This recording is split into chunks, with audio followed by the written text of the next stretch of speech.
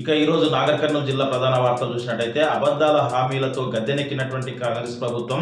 అన్ని వర్గాల ప్రజలను అన్ని విధాల మోసం చేసిందని చెప్పేసి మాజీ ఎమ్మెల్యే జైపాల్ యాదవ్ కాంగ్రెస్ ప్రభుత్వంపై మండిపడ్డారు. నాగర్ కర్నూలు జిల్లా కల్వకుర్తి పట్టణంలోని మాజీ ఎమ్మెల్యే జైపాల్ యాదవ్ స్వగృహంలో విలేకరుల సమావేశం ఏర్పాటు చేసి ఆయన ఈ సందర్భంగా మాట్లాడుతూ కాంగ్రెస్ ప్రభుత్వం వచ్చినప్పటి నుంచి కూడా అన్ని వర్గాల ప్రజలను మోసం చేస్తూ వస్తుందని చెప్పేసి ఇప్పుడు స్థానిక సంస్థల ఎన్నికలు ఉన్నందున మళ్ళీ లబ్ధి పొందేందుకు బీఆర్ఎస్ ప్రభుత్వంలో మంజూరైనటువంటి 100 పడకల ఆసుపత్రి మాజీ మంత్రి హరీష్ రావు చేతుల మీదుగా ఎంతో ఘనంగా శంకుస్థాపన చేశామని చెప్పేసి ఆ చేసినటువంటి శంకుస్థాపనకే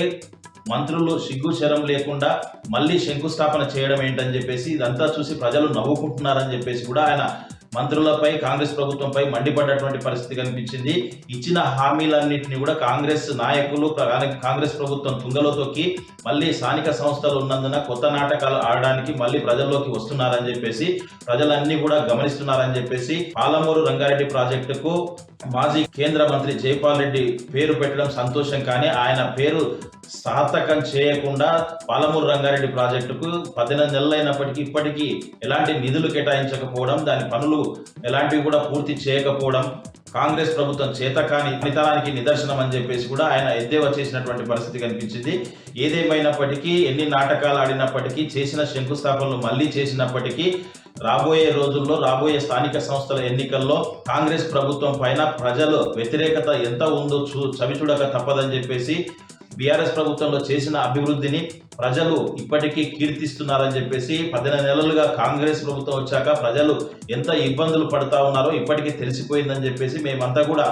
కాంగ్రెస్ ఆడినటువంటి అబద్ధాలను చేస్తున్నటువంటి నిరంకుశ పాలనను ప్రజల్లోకి తీసుకెళ్లి రాబోయే స్థానిక సంస్థల ఎన్నికల్లో తప్పనిసరిగా బీఆర్ఎస్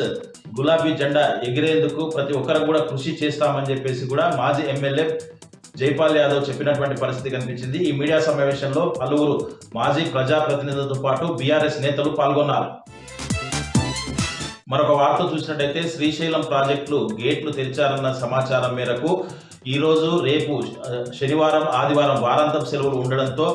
శ్రీశైలం ప్రాజెక్టు వద్దకు వెళ్ళడానికి పర్యాటకుల సంఖ్య భారీగా పెరిగిందని చెప్పవచ్చు. ఇటు హైదరాబాద్ నుంచి కాకుండా తెలంగాణ